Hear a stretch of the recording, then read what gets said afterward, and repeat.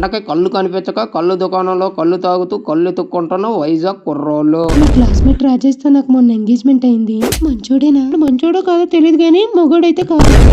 మీరు ఇప్పుడు చెప్తున్నారు, ముందే చెప్పాలి కదా. కుర్రోళ్ళు చెడిపోవడానికి మెయిన్ కారణం ఈ సిగరెట్లే అండి. ముందు వాటిని బ్యాన్ చేసేయాలి. బాబు సిగరెట్ ఇవ్వమ్మా. అయిపోయింది, స్టాక్ లేదు. అయిపోతే తెప్పించాలయ్యా. ఇంత రెస్పాన్సిబిలిటీగా ఉంటే అనగా ముందు ఇలాంటి వాళ్ళని బ్యాన్ చేసేయాలి. ఇప్పుడు కూడా ఫోన్ పట్టు కూర్చుంటాయంట్రా. రే నా లవర్కి నేనే ప్రపంచంరా. She miss me when I'm in the washroom also రా. వచ్చానని తను అవాయిడ్ చేయలేను కదరా.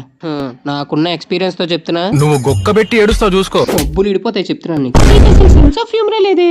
అచ్చే రమ్య, మా ఊర్లో నన్ను అందరూ జోకర్ మనోజ్ అని పిలుస్తూ ఉంటారు. అయితే మా అక్కకు మంచి సంబంధం చూడొచ్చు కదా. బ్రోకర్ కాదు, జోకర్.